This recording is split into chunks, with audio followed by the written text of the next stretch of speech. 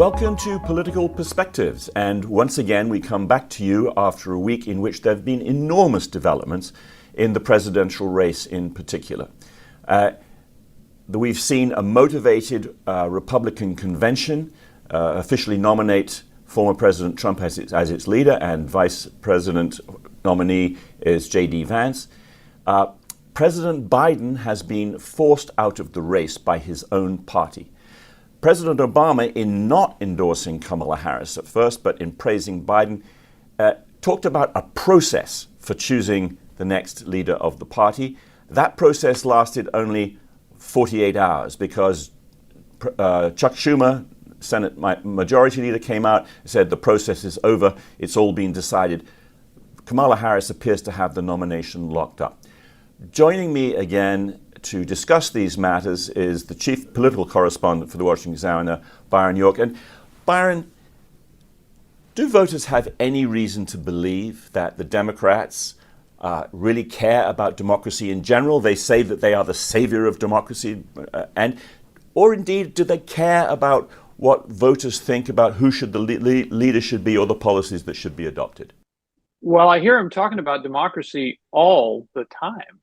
And this has been an absolute incredible period of time. As we speak, 7 days ago, the president, who we all know is aged and infirm, tested positive for COVID and went into isolation.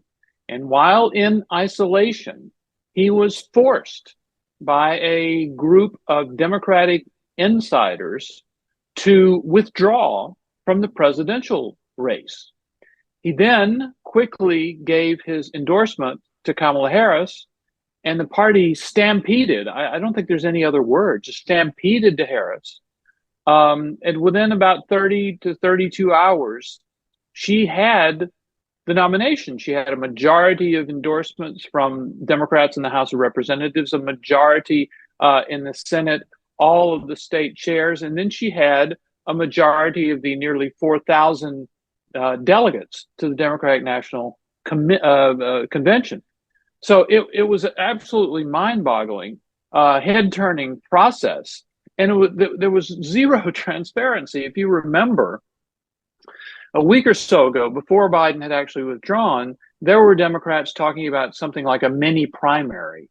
How could they arrange some contests where Democratic voters could look at some of the possible candidates, among them Kamala Harris, or maybe Gretchen Whitmer, or maybe Josh Shapiro, or maybe Gavin Newsom, a number of prominent Democrats, to decide who they think would be best. Well, that just went completely out the window in this race to embrace Kamala Harris. And it's all completely without transparency.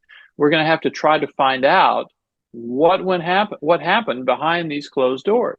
Yeah. One guess for me is that there were a lot of people who regard themselves as national candidates or future national candidates for the Democratic Party, whether that's Gavin Newsom, Gretchen Whitmer, those sorts of people, for whom the idea of joining the 2028 race 100 days or so before the actual election just looks like something to avoid like the plague.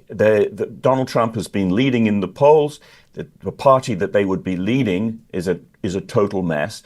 So there are a lot of people who perhaps also look at the way that Governor Ron DeSantis entered the Republican Party primaries when people thought that Trump was going to win it, and he damaged his career really substantially. So I imagine that one of the reasons why Kamala Harris, after just 48 hours, has had a stampede of support is that no one else wants to be on the ticket. No one else wants to be the nominee this time around.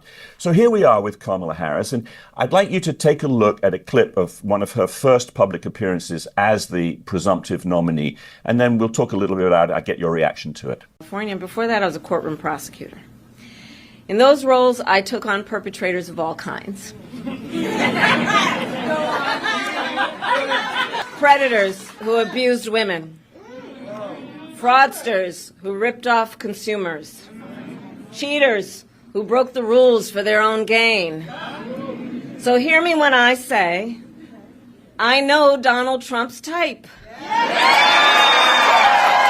So there she was talking to a crowd, and she was emphasizing her background as a prosecutor, which is something which over the course of the last several years she has actually sought to bury. And she was talking about knowing the character of fraudsters, of sex abusers, and making the connection with President Trump, former President Trump, explicit, saying she knows his type. This is pretty revealing about the campaign that she's going to run, isn't it?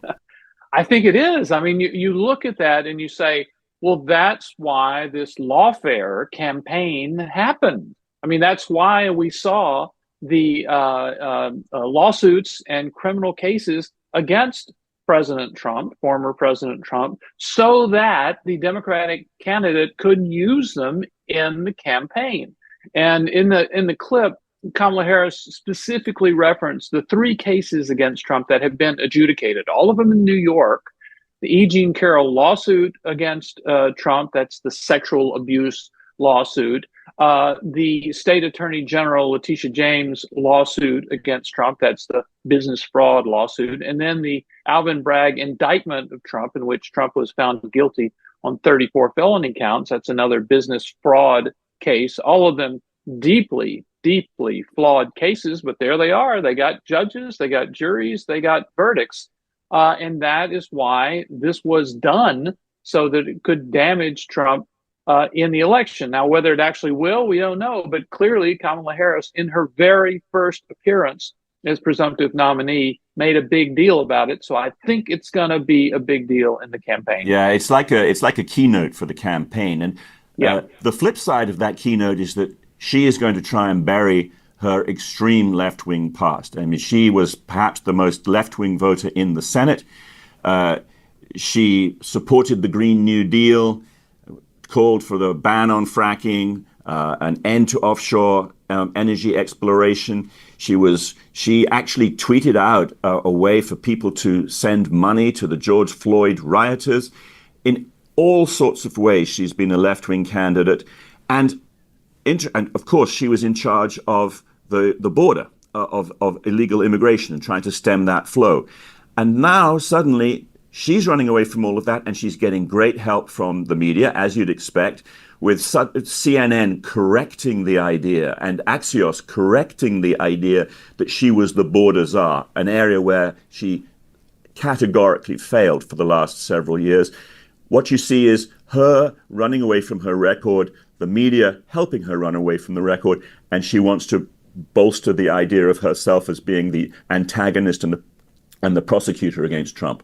Well, the media swoon has been pretty impressive. I mean, now this is just my impression, but it appeared after Harris became very, very quickly the presumptive nominee, a giant sense of relief came over so many people that you see on television, that they no longer had to be talking about Joe Biden's infirmities, and now they could all get behind Kamala Harris and talk about how great she was and the Beyonce song and all of this wonderful stuff. They're very, very excited about it. As far as Biden's record, I'm sorry, but she owns it. I mean, she is his vice president, and she supported everything that he did. The border czar is kind of a funny situation, because there was some confusion about whether she was sort of the overall border czar or whether she was the root causes border czar. We know specifically that the president put her in charge of going down to the Northern Triangle countries. This is classic Democratic liberalism. And to work on the root causes that cause people to leave, Honduras or El Salvador or Nicaragua, and then travel up to the United States. Not actually stop them at the border and enforce the laws of the United States, but work on the root causes in those countries. Obviously, she failed enormously. And also, it was kind of old thinking, because so many people crossing the border are now coming from Venezuela, China, India, Africa, all over the world. So we don't just have the Northern Triangle to worry about. But she owns the record, and I just don't think there's any way that she'll be able to get away from it. Yeah, I think a lot of people would say the root cause of people arriving is because President Biden and Kamala Harris encouraged them to come. Excellent point. So I think that the fact that she's running away from her record and she's focusing on there's a fundamental problem that she has, and that is up until now, and presumably into the last 100 days of the campaign, the Democratic strategy is to try and get voters to focus entirely on Donald Trump, on what they claim as his threat to democracy, on his criminal record, the felony convictions, etc. They wanted to make this a referendum on Trump. They didn't want to focus on Biden. They don't really want to focus on Kamala Harris. But that's going to be extremely difficult because although she is, well, to the extent that she is known at all, she is not very popular. She is not nearly as well known either as Trump or as Biden was. And she has to use this final 100 days of the campaign to present herself to the public. So she will inevitably be the center of attention, and the focus will be on her policies. So I think there's a fundamental flaw in the campaign that she is intending to mount. Do you not? I actually agree with that. You know, we had talked in the past about the absolutely historic nature of the presidential race, in the sense that you had two people running against each other who've both been president of the United States. Has not been seen in anybody's living memory. Well, that's out the window now. And it's Kamala Harris, who has not been president of the United States, running against Donald Trump, who has. And I personally think there's a stature gap between anybody who's been president and anybody else who hasn't. I think you certainly saw that in the Republican race. And I think you'll even see that in this race. But there was a moment in her Milwaukee speech, her first speech as candidate, that Harris said she'd be happy to put her record up against Donald Trump's anytime. And I think the Trump campaign is going to jump at that and try to present that at every opportunity. And because Trump was president, we're not talking about promises, we're talking about actually what he did. I think they'll have a pretty strong case. Yeah. Well, it's going to take at least a few days before pollsters discover which way things seem to be moving. As you've said in the past, we need to wait because these things need a week or two to really begin to where you can discern their shape. That we're going to leave it there for the moment, Byron, and we'll come back and look at this all of this stuff again in a week's time. Thank you very much for being with us, and I want to thank everybody for joining us on Political Perspectives. Do join us again next time.